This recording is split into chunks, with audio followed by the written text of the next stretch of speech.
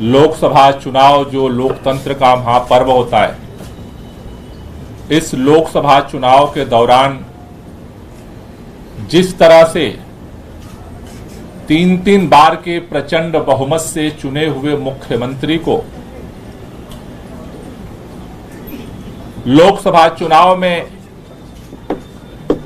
प्रचार से केंद्र की भारतीय जनता पार्टी की मोदी सरकार ने वंचित किया था, आज सर्वोच्च न्यायालय ने इस देश से मोहब्बत करने वाले, संविधान से मोहब्बत करने वाले, लोकतंत्र से मोहब्बत करने वाले के दिलों में एक उम्मीद की किरण जगाई है। हम पूरे दिल्ली के लोगों की तरफ से, देश के संविधान प्रेमियों की तरफ से, पूरी पार्टी की तरफ से सर्वोच्च न्यायालय का धन्यवाद करना चाहते हैं कि उन्होंने इस तानाशाही के अंधकार युग में दिल्ली के मुख्यमंत्री अरविंद केजरीवाल को अंतरिम बेल दे करके एक उजाले की रोशनी जलाई है। आज पूरी दिल्ली ही नहीं, पूरा देश खुश है, इस बात से प्रफुल्लित है कि इन विपरीत परिस्थितियों में भी भारत के अंदर हमारे स्वतंत्रता संग्राम सेनानियों के कुर्बानी के दम पर जो संविधान मिला, लोकतंत्र के जो अलग अलग स्तंभ बने, आज भी इस तानाशाही के अंधकार युग में भी अपनी भूमिका को निभाए हैं। इसके लिए तहे दिल से बहुत बहुत शुक्रिया। यह सत्य की जीत हुई है, क्योंकि जिस तरह से बिना किसी सबूत के, बिना किसी एफआईआर के, जिस तरह से अचानक उठा करके मुख्यमंत्री जी को जेल में डाला गया, आज सुप्रीम कोर्ट के अंतरिम बेल मिलने से एक बात साबित हुई है कि आज सत्य की जीत हुई है और लोगों में एक उम्मीद की किरण बंधी है।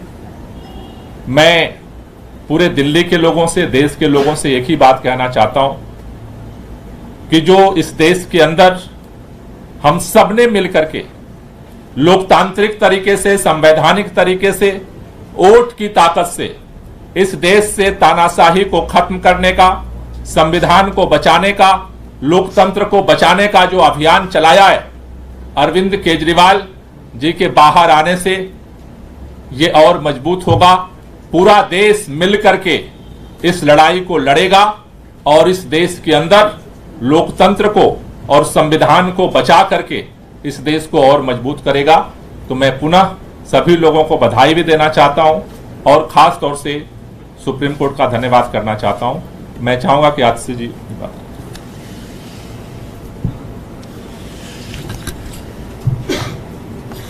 आज जो सुप्रीम कोर्ट का फैसला आया है, इस फैसले से सिर्फ अरविंद केजरीवाल जी को अंतरिम जमानत नहीं मिली है, इस फैसले से सत्य की विजय हुई है, इस फैसले से लोकतंत्र की विजय हुई है, इस फैसले से देश के संविधान की विजय हुई है। हमारे देश के इतिहास में जब जब संविधान खतरे में आया है, जब जब लोकतंत्र खतरे में आया है, तो हमारे देश में सुप्रीम कोर्ट सामने आया है और लोकतंत्र की रक्षा करने में सुप्रीम कोर्ट ने एक बहुत बड़ी भूमिका निभाई है।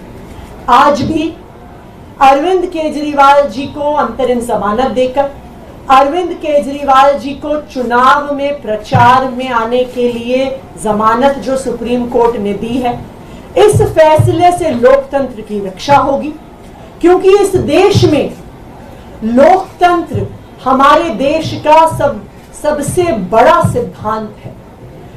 लोकतंत्र में चुनाव, फ्री एंड फेयर इलेक्शंस हमारे संविधान की नींव है कि हर व्यक्ति को बराबरी का अधिकार है चुनने का। आज इस देश में एक तानाशाही की सरकार है, एक सरकार जो विपक्ष को खत्म करने की कोशिश कर रही है, एक सरकार जो लोकतंत्र को खत्म करने की कोशिश कर रही है और एक सरकार जो आज देश के संविधान को खत्म करने की कोशिश कर रही है। लेकिन इस तानाशाही का अंत होगा और 2024 के ही इस चुनाव में होगा।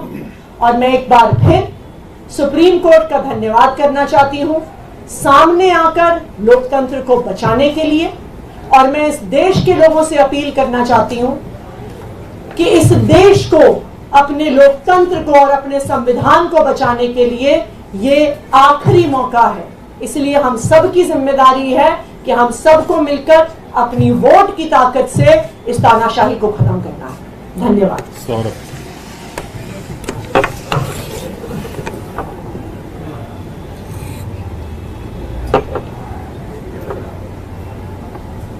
ये पीएमएलए जैसे मामले में,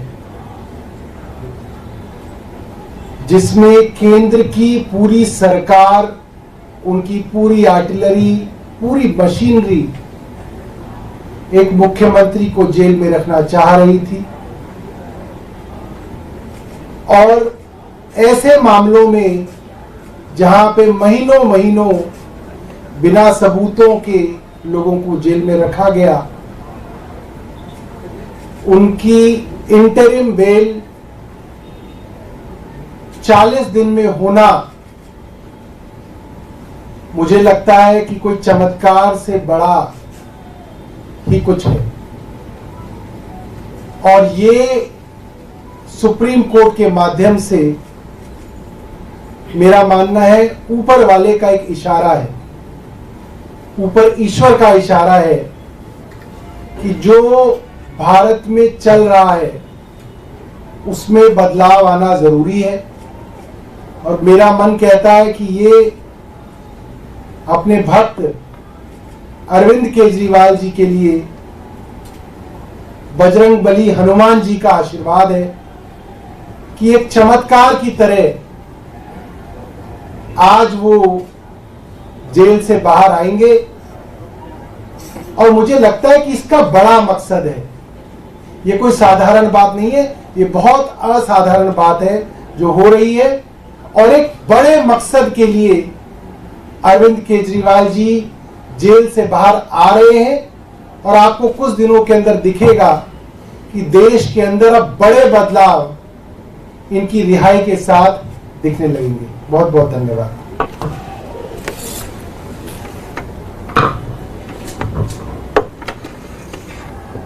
We are extremely grateful to the Supreme Court for upholding the democracy in the country today. ये जैसा सौरभ भाई ने मुझसे पहले बताया, जैसा आतिशी जी ने मुझसे पहले बताया, जैसा गोपाल सर ने मुझसे पहले बताया, बहुत ही एक्स्ट्रॉर्डनरी सर्कमस्टांसेस में ये बेल ग्रांट हुई है, इंटरिम बेल ग्रांट हुई है। पीएमएलए जैसे संगीन प्रोविजन जहां लगे थे, जिसका मकसद ही सिर्फ बयानबाजी के आधार पर, भाजपाइयों की बयानबाजी के आधार पर अरविंद केजरीवाल जी को जेल में डाल के रखना था, लोकसभा चुनाव से बाहर रखना था। Like Atish ji said before me, ये लास्ट मौका है to save democracy, and we call upon the citizens, we call upon the media, we call upon all of you to ensure कि हम भी इस बार डेमोक्रेसी को आप हेल्प करें और लगातार देश में, इंडिया में डेमोक्रेसी बनी रहे, इसका पूरा प्रयास करें। Thank you.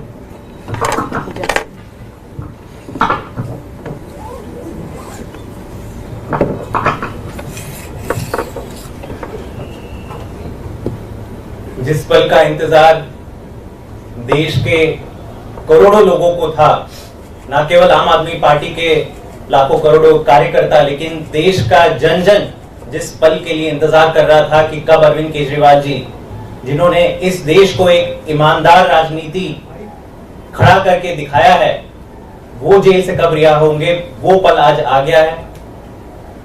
इसमें केवल सत्यमेव जयते सबसे सटीक बैठता है। हम शुरुआत से कह रहे थे कि आप झूठ के कितने बड़े पुलिंदे खड़े कर करके 2 साल से झूठ पे झूठ आप एक केस खड़ा कर रहे हो। देश के इतिहास में ऐसा कभी नहीं हुआ, इतना बड़ा राजनीतिक षड्यंत्र। एक नई पार्टी जिसको भाजपा खुद कहती है सुपारी जितनी पार्टी, लेकिन देश की सभी संस्थाएं, सीबीआई, ईडी, आईटी, सब कुछ आम आदमी पार्टी के पीछे आपने छोड़ दिया। और यह भी देखने को पहली बार मिला देश में कि चुनाव घोषित होने के बाद एक नेशनल पार्टी के मुखिया को, कन्वीनर को आपने कैसे जेल के अंदर डाल डाला, और भाजपा लगातार कहती है कि नहीं जी कानून व्यवस्था पर विश्वास रखिए। तो आज जो हम पहले से कहते आ रहे हैं कि हमें देश की कानून व्यवस्था पर पूरा विश्वास है, और आज जो फैसला सुप्रीम कोर्ट ने दिया है वो बहुत बड़ा ऐतिहासिक फैसला है। ये संकेत है कि कहीं ना कहीं देश के लोकतंत्र के साथ खिलवाड़ हो रहा है, और अब जितना समय ये 2024 के चुनाव में रह गए हैं, मुझे लगता है सही मायने में आज से 2024 का लोकसभा चुनाव शुरू होगा, और देश की जनता, जहां आम आदमी पार्टी भी नहीं खड़ी रह रही है लेकिन इंडिया गठबंधन का प्रत्याशी खड़ा हो रहा है, देश की जनता अब जाग जाएगी और इंडिया गठबंधन को विजयी बनाएगी। बहुत बहुत धन्यवाद।